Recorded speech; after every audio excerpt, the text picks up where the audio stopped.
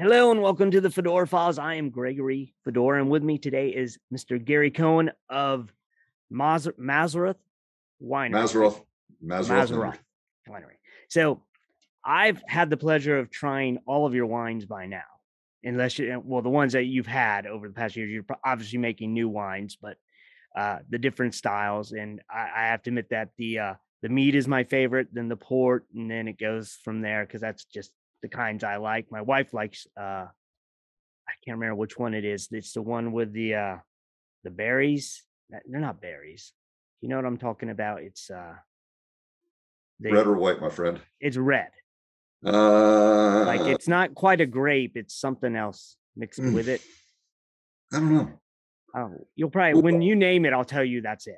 Okay. I can't remember what it's called. I went blank. But first off, I just want to, how did you get into winemaking? I'll try to give you the short notes version of this. In my previous career, I was an air traffic controller, and they forced retirement at age 56. And I'm very type A, ADHD, literally. And I was in my early 40s, and I'm thinking, well, what am I going to do when I turn 56? I have to come up with a plan. And I started formulating a plan in my head and couldn't figure out what it was going to take me. We were away up in the Finger Lakes, my wife and I. Our three children were away at camp. There was it was an opportunity for the two of us to just enjoy. And wine was always our alcoholic beverage of choice, still is. And we were at a winery. It was the end of the day. We had sampled quite a few wines.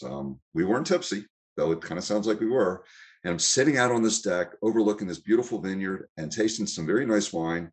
And I turned to my wife and said, this is what I want to do when I finish doing what I was doing. And she looked at me and said, you're crazy. And I went, no, I really want to do this. So we started by making wine. I'd been making wine for about 10 years before we moved to our current site. And then we planted the vines the next year. That was in 2012. And we've just continued to plow forward ever since.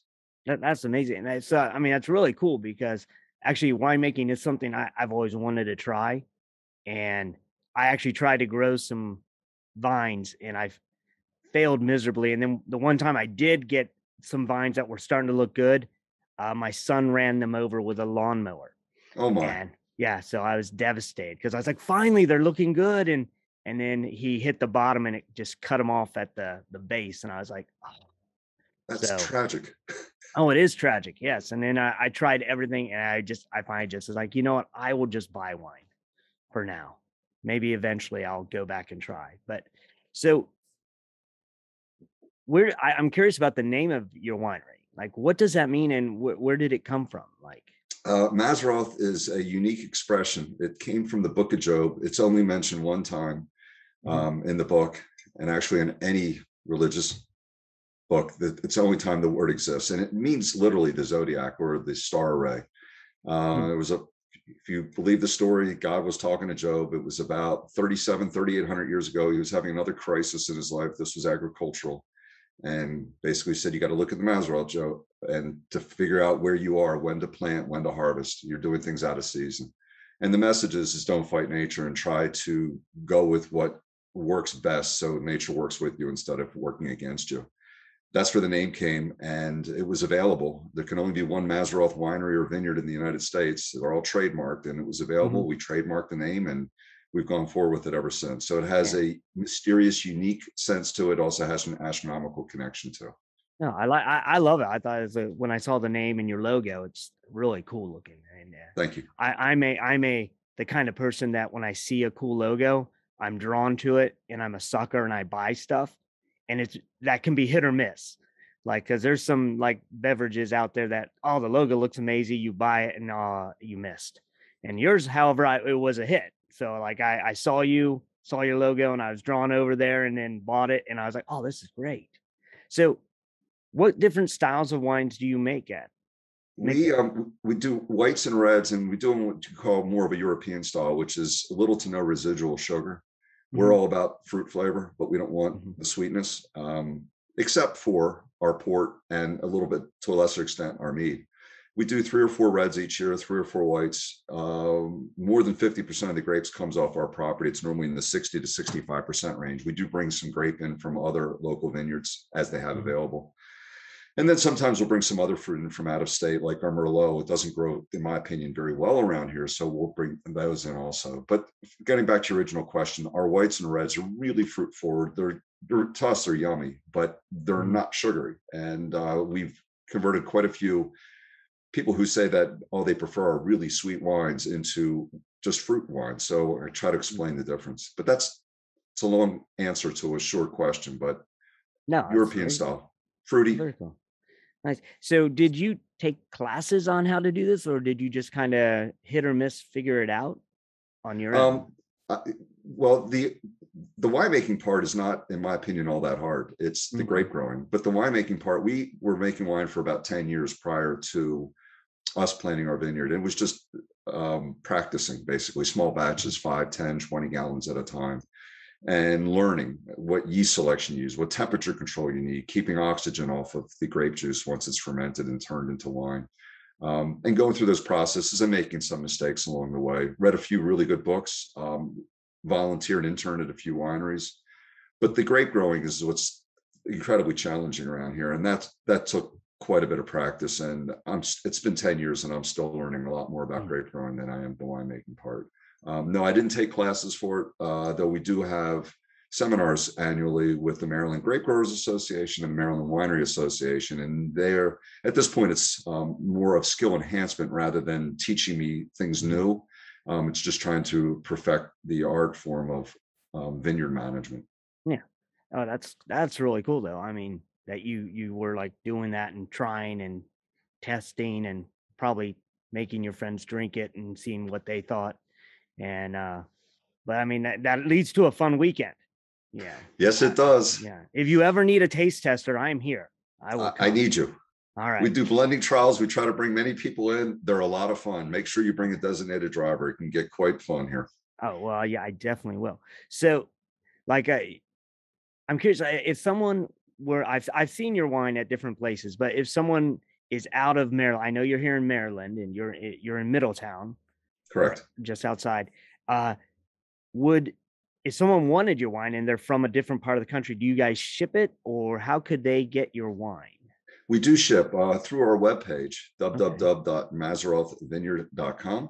Okay. There is a link for out-of-state shipping.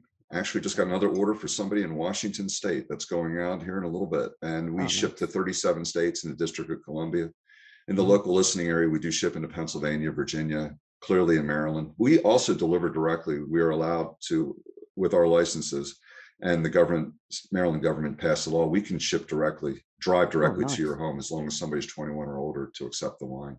Oh, very cool. Now, see, I didn't know that. I might have to peruse that area and do that. It's like So, the ice cream truck for adults when I come through a neighborhood. I have everything but the bells ringing to let yeah, everybody know here it comes. yeah, you should get the bells on there. That would be fun.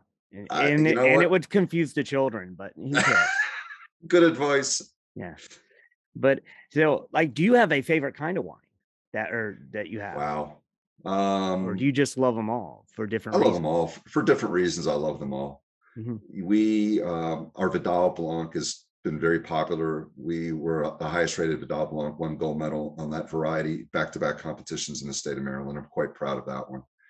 Our reds are really good.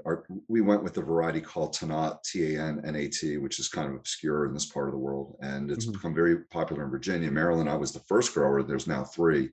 That's done very well for us also. It's full-bodied red. It's your grilled food type of wine, and Mm. What is I like Tanat? them all. What Huh? is what is Tanat? You said Tanat it's is a like grape variety that it originated native to the southwestern part of France, kind of in the shadow of the Pyrenees, again on the French side. And it languished there. It didn't really expand out of France until the mid 1800s, made it down to South America. It's very popular in Uruguay, of all places. hmm, They took cuttings of it. There's a research facility, winery at a university, UC Davis, and they had cuttings of it, and nobody did anything with it until the mid 1970s. It was literally in their vineyard for 65 years. In the hmm, mid 70s, there was a very prominent winery in Southern California that planted the first block of this, and they did really well. It transferred over to Virginia probably about 15 or so years ago. There's maybe 30 growers of Tanat down there. hmm. Like I said, we were the first in Maryland. I think there's at least 3 now. There may be more coming next year. Oh Full wow. bodied, robust, Mhm. stain your teeth kind of wine. I mean, really, if you're into grilled meat or grilled lamb, this is the kind of wine that you should be considering. Love it to Okay. death. Oh, nice. So, like, yeah, I know your vineyard's in Middletown, Maryland. Do you have it open for tours if people wanted? Would you do that By to the website or? Yeah, you can send us messages through the website. We do it by appointment only. We keep it very Mm, quiet up here. okay, yeah. So it's like more of like small little groups, like one or four. Y- Yeah, we do, and we want to keep it exclusive. Mhm, We're not just open for 5 6 hours a day on weekends. mhm. Frankly, our production is so small. We only do 500 or 600 cases of wine a year. We Okay. we sell in a year what the largest wineries around here sell in a week. So we don't Okay. need all that traffic to come here to get through our product. Our problem is that we don't have enough wine. Yeah. We like to think that our prices are favorable, and again, the volume is kind of small, so we're careful about where our wines are placed and making sure we don't run out. Yeah. Yeah. Well, your prices are great because like I said, I've bought from you. Um, Now you did a mead, and I told you before we started that mead is one like I'd actually never had mead till I had yours, and then now I love mead. Hmm. And then you ran out of it; it was all gone. But you're making some new mead. What is the process of mead like for people who don't know what that is? Mead is very similar to making wine. It's the Mhm, difference is instead of using grape juice or crushed grapes, you're using honey. mhm. So to make mead, you have to have honey and add the appropriate amount of water and the appropriate amount of acidity, give it a little bit of a bite so it's not flabby, so to speak. Mhm. The problem with mead is it takes a very long time the way we make it to ferment. We can ferment our wine 7 days to 3 weeks. Mead can take upwards of 6 months. It's just Oh a very wow. slow process. Yeah. We were using um, honey from Florida citrus groves, and we changed our last batch. We're using a gentleman local who has about 40 hives, and Mhm. we're starting to make it out of local honey. And frankly, I think the local honey tastes better. And I Oh, really didn't nice. think that was going to be the case, but we're quite proud of it. It'll be released again in April or May. That'll be the next batch of meat coming out. Yeah, yeah, It's just a small part of what we do. yeah. It's a very small percentage of our production. We do it because people like it, like you, and it's Oh just yeah. fun to make. Just Yeah. Save me a few bottles because yes, sir. I definitely want some more of that. Like I told you, I'm weaning the bottles I have, and I love it. It's like Thank you. one of my favorite, as well as your port. I love that as well because I'm one of those guys. I lean towards those things. And The but port's also quite fun to make. yeah, it's like I guess I lean towards the people who sailed the seas because mead was like a Viking thing and port was kind of a pirate besides rum. I guess they did. I But don't really know the origin of port other than it comes from Portugal, and I'm very yeah, fond of that country. So my nod to Portugal is making port, but it has shelf life, and I think that's why it was mhm, on ships, yeah. because it doesn't spoil, because the alcohol is so high. It was protective of the beverage. Yeah, and that's what's good about the alcohol side. So that adds That's to one it. of the good things. But so where are you hoping to go now? Like you've won some awards on some of your wines. Like where do you hope that your vineyard goes? And No further, frankly. We you want to enjoy keep what we're it making. We're exactly the size we want to be. perfect. We are uninterested at this point of our lives in making this much larger. Hmm. It's a struggle keeping up with what we have, and we sized everything, the vineyard and the winery. It was just mathematical. How many hours a week do you want to sit out there and manage the vines? And we planted the number of vines based on that, and Okay. it's working out well. We like our placement in the various restaurants that carry our wine. We like our placement in the various liquor stores that carry our wines. We have a Hmm. great customer base, and we're just happy to staying pretty much steady state right where we Yeah. are. Very cool. Very cool. So it again, if people wanted to get a hold of you, they can go to the website. I'll put a link on it in this below. So if you're watching or listening, there'll be a link and you can click and go check out the winery and you can either order or see if you can get an appointment to go check it out. Maybe get on the special list where you can become a taster, which I hope I can come do soon because I would love to do that. Love to have you. Yeah, like It really is a lot of blending trials for our reds. We don't typically blend our whites, but blending trials for reds, they're really fascinating. They're really a lot Mhm. of fun, and people who have never done it before, it's mind blowing. Just a couple percentages of one grape, what it'll do to completely change the structure of a wine. Yeah, It's fun. Oh, and by the way, the wine my wife likes, it's the Vidal. Is that what? The Vidal Blanc that's our Yes. gold medal winner. Yeah. Yeah. I think She has an excellent taste in white wines. That's for sure. Yeah. So it was a white. It wasn't red, but I remember because we bought both, but I just remembered it was a different name. And I was like, I think it is because I called it Vlad, like after Dracula one time. Oh my gosh. She made fun of me. Now it's all come back to me. I was like, all right. And I was like trying to remember. I was like, I remember this, and I remembered the word tenant, and I remembered these things, and I was just trying to put it all together. But yeah, it was the Vidal. That was it. But I know you're busy and you got things going. I promised I'd keep it under 30 minutes with you. And so I want to thank you for coming on, and maybe you can come back and we can talk some more, and perhaps I can come to your winery and like drink some, help you test the mead just to make sure it's right. Like, you have an open invitation, my friend. So you just let me know when you want to come on by. We'll do a tank taste. I'll pull some off for you, and nice. Just to make sure that it meets your palate needs. I want to make sure it's there for you. Yeah. Oh, I might have to drink 4 or 5 glasses just to make sure, you know. I'll even drive you home if necessary. Oh, in the special truck, I hope. And the wine wagon, it's quite special. Yes, yeah, I've seen it around, so it's I love seeing it when you drive by, because you drive by my house a few times. I've seen you, and I was like, oh, look. So, hey, can I give a shout out to a couple of the restaurants and liquor stores? Definitely, yeah. Tell us where people can find it. That'd be great. In the greater Frederick area, downtown Vinifers carries our wines. Frederick Winehouse carries our wines also. That's where the Wegman Shopping Center is on the west side. Old Farm Liquors and Trout Liquors definitely carry our wines too. We're in some restaurants now. I've been in them for quite a few years. In Middletown, Main Cup, Tapia's, Fratelli's also. Oh, nice. Actually, the Vidal is in the Annapolis Yacht Club of all places. Oh, really? We're the only Maryland wine in there. We can't afford to walk in that place, but our wine's on the wine list. And very cool. We just were placed in a restaurant in Bethesda. It literally happened this week, and the restaurant's called Tavira, Tavira. It's just inside the Beltway down in Montgomery County. The gentleman there is Portuguese, and again, we're very fond of the country, and our wines go really well with what he has on his menu. So our Cab Sav and Vidal are both on that menu. Oh, very nice. So if you're listening, go to those restaurants and ask for the wine, and you will not regret. I promise you, all the wine, I've had all of it by now, and they're all wonderful. Like I said, it is low sugar, but I didn't even really think about it. It was just the flavors were so good that it just was fantastic. Thank you very much. So pleasure being here.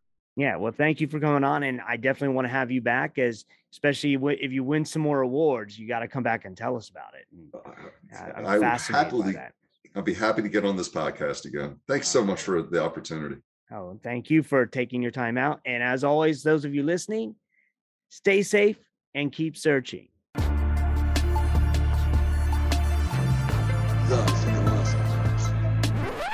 Check out fedoracrt.com today.